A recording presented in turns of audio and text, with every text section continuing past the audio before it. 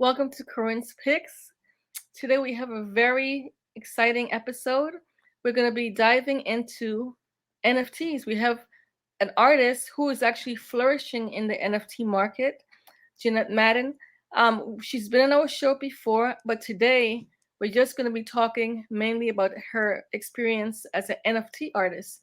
Welcome to the show, Jeanette. Thank you, Corinne. I'm glad to be here. I am so excited about this episode because you're just about the only person I know who's really involved in it and is actually flourishing selling NFTs. Yeah, I think less than 1% of the population is maybe in Bitcoin and crypto coin, which is what this is based on. So, first of all, I think part of that is because nobody really understands. People say NFT, non-fungible token. I I've been trying to grasp it and I still don't understand what it is. Can you please just explain briefly what is an NFT? What is An that NFT, concept? an NFT can be anything, first of all. It doesn't have to be art, somebody selling a house right now. But it's non-fungible token, and I don't know why they create these things that are hard for people to understand. Basically, it's unique. It's a unique thing. Like if you have a dollar and I have a dollar, the dollar is not unique. It's still a dollar. But if I have a piece of art, it's unique. A house, it's unique. There's not another one that exists of that same thing, and they are sold as digital files. Every NFT is a digital file. For instance, someone's selling a house, but what they're doing is selling a digital file, which may be a picture of the house. And then you can attach physical items to the NFT, and that's how you sell something physical. How do you attach physical items to an NFT? Well, it's when you sell it, it's called the unlockable. And you say, okay, you're unlockable. I'm going to send you the actual art, or an unlockable. It could be anything, but it's sort of like a little prize or gift, or it could be something people know they're getting, but it's called an unlockable, and it's just part of the NFT purchase. But for example, your paintings are in people's walls all over the country. It's been on the walls of the Studio Museum of Harlem. Um, and people have collected your work widely. If somebody buys your NFT, um, how would they make that physical? Like, how would they enjoy that piece of art? Well, people are starting to make screens. There are actually gallery shows now, and they have screens up. There was a show in China called Stratosphere. They had like 500 screens. So they have to be shown in a digital medium. So there are screens. You can also have a collection online, Instagram, or website, or whatever. You could carry it around on your phone and show people. It really is a collectible. There are people buying them, obviously. I still am a little bit confused too as to why, excuse me, someone would buy a digital file. I understand it more now because it has value. It really does have value because we all agree that it has value. And that's kind of my take on it. It may not be someone else's. I'm going to tell you the origin of this big movement toward NFTs. There was a guy named Beeple, and he was a digital artist, and every day he did a piece of digital art. And at some point, he took 5,000 of them and compiled them into one piece. And Christie's sold, I think it was Christie's, sold it for $69 million. So, of course, everybody jumped on the bandwagon, including me. But Well, that's how this whole movement happened. so how? Tell me, what started your journey as an artist that converts in work into NFTs? That was caught my notice, caught my eye. I didn't know anything about it. And then a work colleague from when I was in San Francisco or Oakland started posting sales he was making. So that really piqued my interest. And I I think I contacted him and just started looking at it, and he told me more about it. And I said, oh, well, I know how to use a computer. Let me get on here. And I did. And I put up some art. They call them platforms. Essentially, they're online galleries, galleries that the artist sold from. And I just jumped in. And then a few weeks later, someone referred me to what's called Clubhouse. It's just a forum. Anyone can use it for anything. You could start a club for earrings, for people who make earrings. But the NFT artists began to make really good use of it. That's where we meet. It links to Twitter. This is a whole marketing process and getting to know the community. It links to Twitter and Instagram. Anyway, it's a nice little thing set up. And we have meetings on different topics. I even have a club and have a couple of meetings every week, a couple of groups. Just to be fair, I neglected to tell the audience that because everything is done online, that you're actually doing it from Mexico. You actually live in Mexico. Yes. Okay. Mm-hmm. No, that you basically, that you're a Bay Area, you're a former Bay Area resident who's known widely in the Bay Area and has sold lots of art in the United States, but now this allows you to continue selling just in a different form. Because I had kind of given it up and retired. I said, well, I guess I'll just keep making art. It wasn't selling in the real world. I tried prints. I mean, it wasn't selling in the last some years, since I stopped doing the annual Art of Living Black. And the beauty of it is that it's people all over the world. So you go into a room, you like the title, you like the subject. There might be 200 or 300 people in the room. Some rooms there's 4 or 5 or 6 people, but they're people from all over the world. So you're sitting in this room with people from Venezuela and Cuba and England and Canada and Iran, Africa, So it's like, oh my God, we were so excited because, artists don't have that kind of community. And you're sitting in a room with all these various people. And it just blew everybody's mind. It was new. We were new because most of the people came on after the Beeple event as well. And the other part of Clubhouse NFT rooms is that they do a lot of tech stuff. There are people there who are more technically proficient than others. And you spend a lot of time trying to figure out what the heck they're talking about.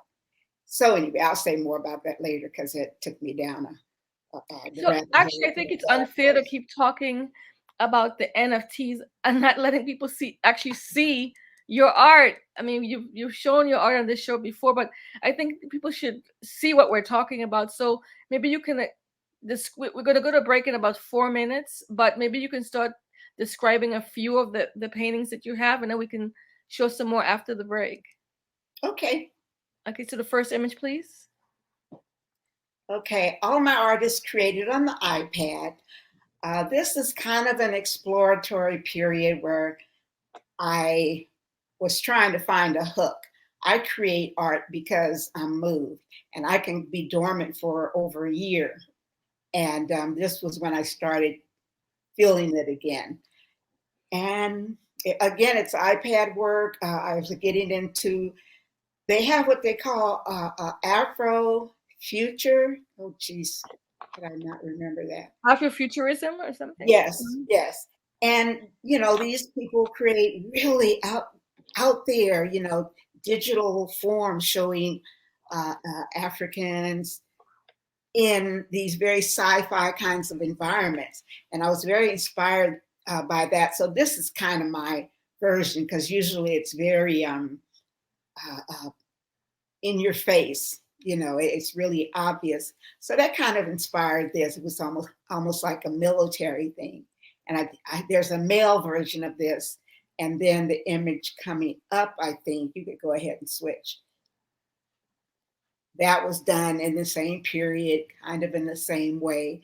The swirls and lines and whatnot you see came through in bodies of work previously, and I'm able to carry elements forth. I really like this piece. I enjoyed this piece, and it is one of the ones that sold. That one, the previous one, and the male version of the previous one sold. And I was very excited about that. A young man who's a professional soccer player in Oakland bought those 3 pieces. And again, you can see it's very colorful. I got into the line work. It was a lot of fun, but it lasted as long as it lasted. And there's more. I think the next piece is more of that. Oh, this was a lot of people in the NFT world do collaborations, musicians and artists. All of it's considered art, poetry and music. Anything can be an NFT in the art space. This is one, I have a friend named St. Rivera, and she does these wonderful pictures with the little patterns, and she's amazing. She does all this with pen and ink. So she said, let's do a collab, Jeanette. And I had to figure out what to do with her patterns. And I'm really into the sort of portrait and faces thing. And I found a way to use her pattern as the shading for the faces. And this was very exciting. I haven't done a lot of collabs, but this is one. Again, hard edge, very colorful, strong colors. Okay, I think we have in 30 seconds, we're going to start our PSA, but we're interviewing Jeanette Madden, who is an artist, translating her work into NFTs and doing well. So we'll talk some more after this break.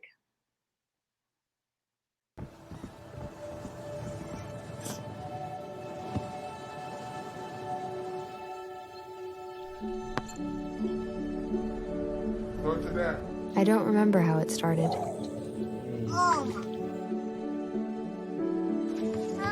Our back and forth. Victory. Fumble. Repeat. It always came back.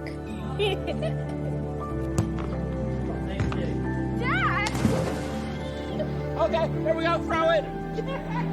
Yeah. You probably don't remember what you told me. That was perfect. But I heard every word.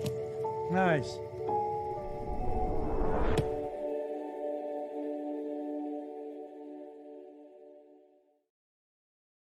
I know what you're thinking. I need a job. Well, I've been there. I've been there. But you gotta keep going. You just need the right skills. Find an apprenticeship. I found a course online. You can do this. You will find something. You will find something new. I felt accomplished after I got my diploma. Made me feel that I could take on whatever challenges life throws at you. Find free adult education classes near you at finishyourdiploma.org. When I was in foster care, I never knew when I would have to move. So I always had my suitcase ready to go. Then one day I was adopted. My new parents opened their hearts and home to me. My parents cook my favorite breakfast for me every morning. My parents take me on trips I never thought I would go on. They gave me a home and an even better reason to use that suitcase. My parents aren't perfect, but they're perfect for me.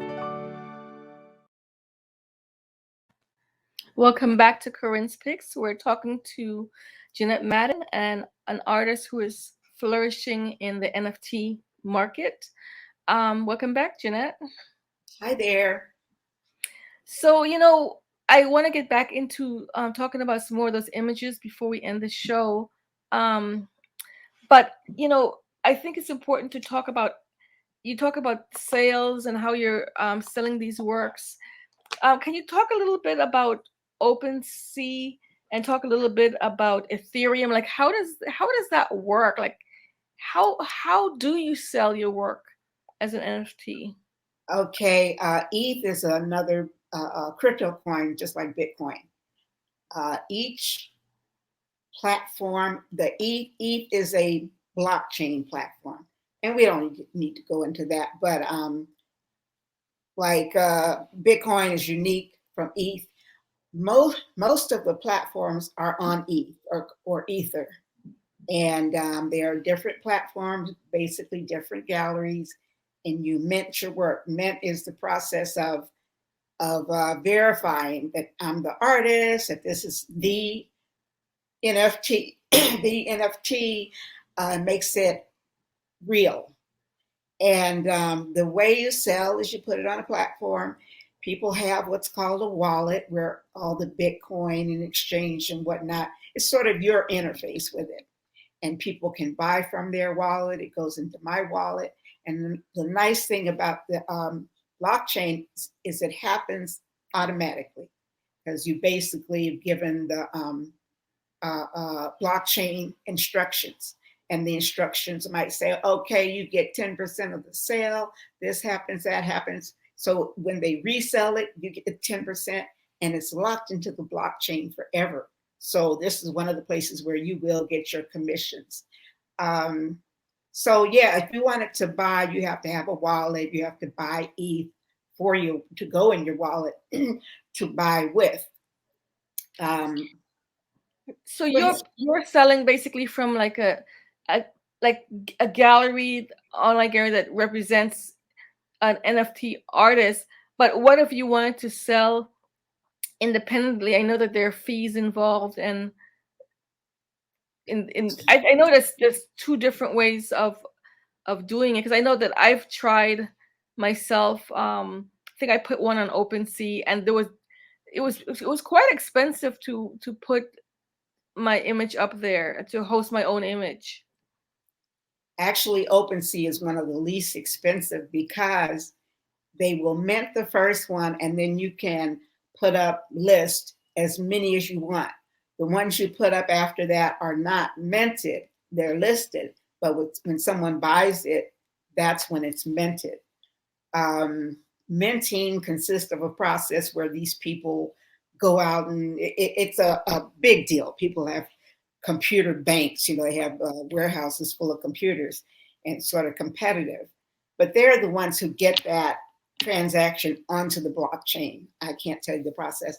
So the fees you pay are paying for that service. And it can't happen without them. They're called miners. So it's the blockchain, it's like, it's magical. People who are in the community, some people are avid. I know a guy who has a room called Bitchain Gospel, and a blockchain gospel, sorry. And he's just an advocate that this whole economy will free us, because you no longer need a bank, no intermediary. It's between you and the person that you're selling to. And whatever contract you create, the artist creates a contract and the person buys it, and the blockchain acts out the contract. So I'm going to get back into your images. So I want to make sure that we get through all of them. But before we end the show, can you give some advice to artists who want to get into it? Because there is this vehicle, Clubhouse, a lot of people come in and hang out for months before they mint. I did the opposite. So I would join Clubhouse and then do a search for NFTs, and you'll find all the NFT rooms. I have a room called NFT Basics, Slow and Easy, so people can come in and have a gentle way to get in, because it can be very intimidating technically. Can we put that up, you think? The name of that? Do you mind? Say again? Can we put the name of your chat room up so that people can go in and join if they want to learn about it? Oh, yeah. It's the club is called 50 Plus and Friends, because it was originally aimed at the older folks, because it's kind of hard, to come in. Okay. And the event, the weekly Sunday event, is called NFTs Slow and Easy. Okay. NFT Basics, Slow and Easy. Okay. And that's just what it is. I allow no tech talk. Everything has to be in layman's language. And I like it when people come in with more experience. I tell people, I don't know the answers to these questions. I finally reached my plateau. I do it because I want to make sure it happened, because there is no easy entrance into this. And it's very overwhelming. But I tell people, don't learn, excuse me, don't learn anything you don't need to know. So, and it's really easy to mint. If someone shows you the way, you can get your wallet, buy your ETH, mint your piece in 15 or 20 minutes. But all the other stuff people talk about is what intimidates people. So I tell people, just learn what you need to know, then find your area of interest and go down the rabbit hole with that. And I briefly entered one of your sessions, and I think a lot of people think, oh, that's for other people, but I found an amazing artist who was participating in your group. She was incredible, and she was originally from the Bronx. So it does, yeah, people here are doing it too. Yeah, people everywhere. It's like I said, Clubhouse has given us an amazing connection that artists never had. And that's why everyone was so excited. I probably didn't sleep the first 3 days that I got on Clubhouse because it was so exciting to be in the rooms with all these people from all over the world. I don't know what else to say about that.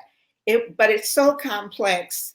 And if you're trying to learn things, I used to sit in rooms and I'd sit there and I go, I have no idea what they're talking about. Why am I sitting here? So I would finally leave, and I kind of had a mini breakdown trying to understand all this stuff. I got overwhelmed, and I did, for me, what was some acting out in rooms. It's funny now, but at the time it was out of character. I'd go in the room, there's 80 people in here and not one Black person,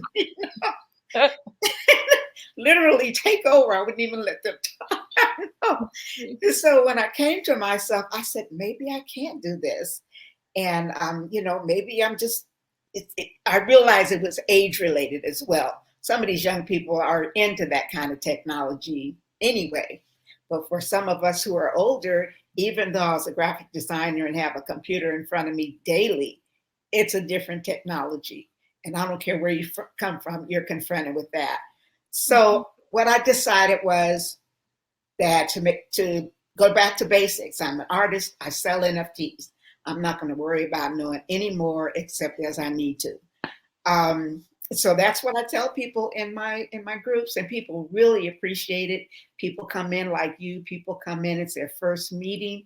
People come in and hang out, not necessarily in my group, but on Clubhouse before they ever met. It's really fascinating. But I just try to give people an easy way to get, a simple way to get in, and remove that they have to know everything. They don't have to talk about blockchain and smart contracts. There's, that's related to blockchain again. Okay, so I want to get back into your images. I feel like I would be cheating the audience if I don't see. We have 5 more images, so I'm hoping we can get through them quickly. Oh, okay. I love this. Again, that was when I was doing the line work and the vivid color. And these people have a story. It's just kind of like everybody remembers Brother and Sister Taylor. And the story is that Sister Taylor, her hips shimmied when she walked. So when they came in church and they were walking up the aisle to their second row seats, all the men would be trying to sneak a look. So that's the story of Brother and Sister Taylor.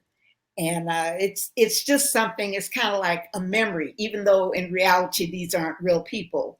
It's just the kind of scenario that you saw, and you know these people, So would you write a description underneath this image if you were selling it?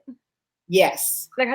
So each of these images have a story that also help drive the sale.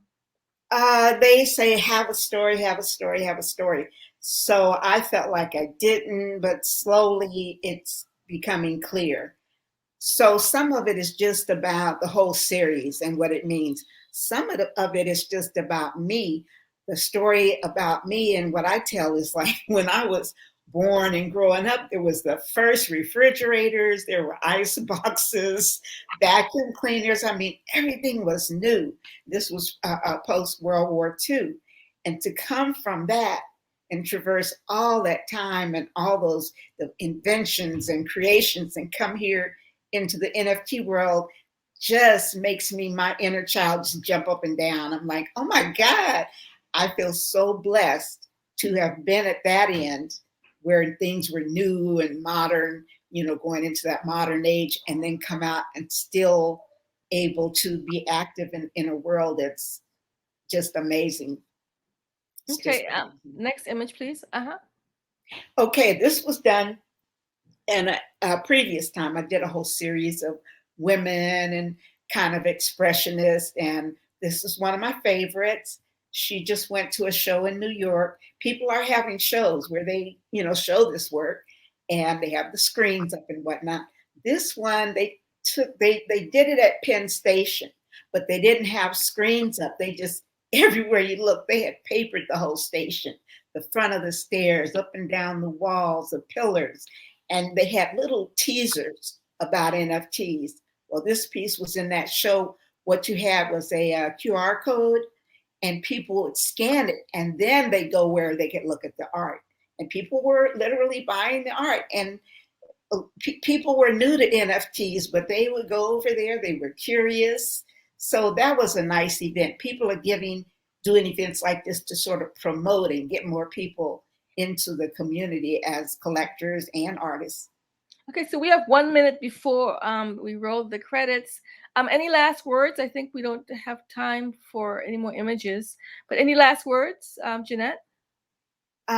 Do it. Just do it. If you're an artist, there's nothing to be afraid of. No, cyber coin is not, crypto coin is not a scam. You know what you're doing when you come in. Everybody thinks Silk Road. Well, you know, come on. There's more drugs been sold with, what do we call it? The regular money. And I can't think of it right now. I guess fiat currency.